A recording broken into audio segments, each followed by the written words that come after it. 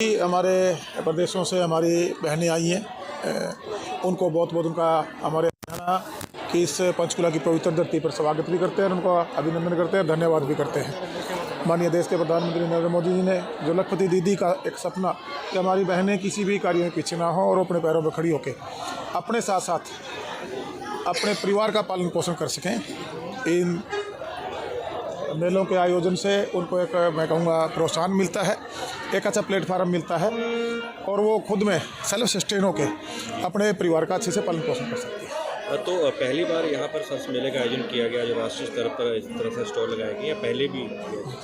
नहीं, पहले भी मेले होते रहे, पिछली बार गुड़गांव में भी था। अब माननीय मुख्यमंत्री जी ने कुरुक्षेत्र में आपने देखा होगा कि बहनों को सम्मानित भी किया था और आज ये पंचकुला में मेला है। इससे बहुत लाभ हमारे जो सेल्फ ग्रुप की बहनें हैं उन बहनों को मिलने जा रहा है। लोकसभा चुनाव आ रहे हैं, बीजेपी के कई नेता बयान दे चुके हैं कि 10 की 10 सीटों पर चुनाव लड़ना चाहते हैं वो, तो गठबंधन का कहाँ तक रहेगा, क्या कहना है? इंडिया गठबंधन ने भी जो है अपनी सीटों का बंटवारा कर लिया है। जो देखिएगा, आज हमारा भारत देश माननीय हमारे देश के प्रधानमंत्री नरेंद्र मोदी जी के नेतृत्व में आगे बढ़ा है। एक देश का सम्मान बढ़ा है। जो अभी पिछले दिनों भारत विकसित यात्रा थी, उसमें भी कहा था 2047 में संपूर्ण भारत, मजबूत भारत का जो सपना हर हिंदुस्तानी का है और आज उसको बढ़ाने के लिए आम नागरिक का भी एक विश्वास आज की सरकार पर बढ़ा है और हरियाणा प्रदेश में माननीय मनोहर लाल जी के नेतृत्व में हम गठबंधन की सरकार चला रहे हैं और बड़े बदलाव अंतिम छोर पर बैठे हो आखिरी परिवार तक उसका लाभ पहुँचे,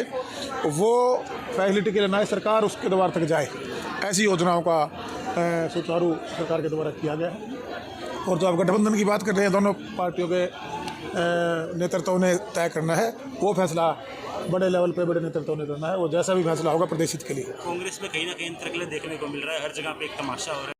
उस पर मुझे बोलने की जरूरत नहीं है, प्रदेश की जनता सब जानती है। एक किसानों की बात और ले लेता हूँ, किसानों ने कहा है कि रेल रोको करेंगे, दिल्ली कूच को उन्होंने रोक दिया है, तो कहाँ तक कैसे देखते हैं? देखिएगा, आज किसान के हालात पहले से काफ़ी बेटरमेंट की तरफ जो सरकार के प्रयास थे बड़े हैं। हरियाणा ऐसा पहला राज्य है जो 14 फसलों को MSP पर खरीदता है, वेजिटेबल हमारी सब्जियों को, फ्रूट को, अनेकों ऐसी स्कीम्स और जो योजनाएं हैं किसान के इनकम बढ़े उसके लिए सरकार ने की। हाँ, आप देखोगे भावांतर योजना के तहत पैसा देने की बात हो, प्रोत्साहित राशि साल में देने की बात हो, अगर कोई नुकसान होता है वो नुकसान डायरेक्ट खातों में देने की बात हो, फसल बेचने के बाद जो बिचौलियों के चक्कर में से किसान को चंगुल से बाहर निकाल कर डायरेक्ट उनके खाते में पैसा देने की बात हो।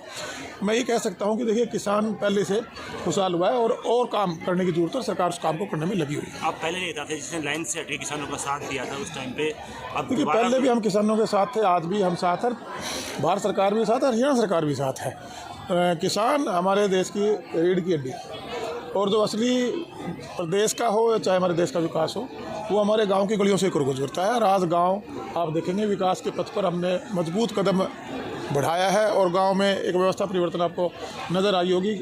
गली नाली और चौपाल की जो बातें थी उससे हम आगे बढ़ाकर ले गए। जनोत्सवी कार्यक्रम के माध्यम से आज शहरीकरण के जो भाषण थे उसको हमने धरातल पर ले जाने का काम किया है। और क्या रोक लगा है किसानों ने, इसको कैसे देखिएगा, जब आंदोलन होते हैं, लॉ एंड ऑर्डर मेंटेन करना सरकार की ड्यूटी है और वो कार्य आम नागरिक परेशान ना हो उसको प्रशासन के जो हमारे अधिकारी हैं उनका करना उनकी जिम्मेदारी बनती है और वो अपना कार्य कर रहे हैं। Thank you sir. आजीविका मिशन के तहत किस तरह से देखते हैं? देखिए, हमारे देश के यशस्वी प्रधानमंत्री जी का एक सपना कि देश के विकास में, देश के निर्माण में महिलाओं का योगदान ज़्यादा से ज़्यादा हो और उन्होंने तो यहाँ तक कहा कि हमारी 4 जातियाँ हैं जिसमें किसान, महिला, युवा और गरीब।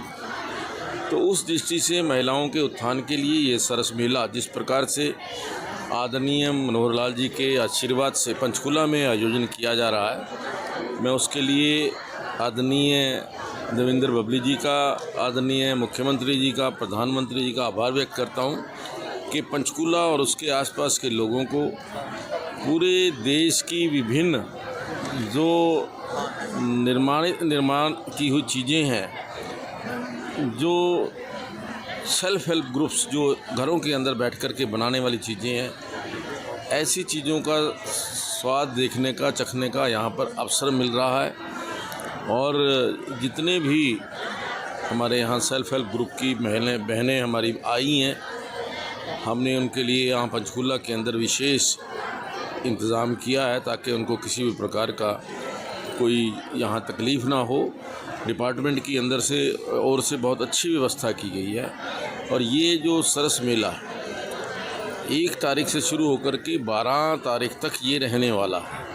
और मैंने आदरणीय डिप्टी कमिश्नर से कहा है कि जो हमारे इस पंचकूला के आसपास की हमारी बहनें हैं उनको ला कर के इस मेले के अंदर वो दिखाएं ताकि वो प्रेरणा लेकर के वो भी देश के निर्माण में अपना सहयोग कर सकें।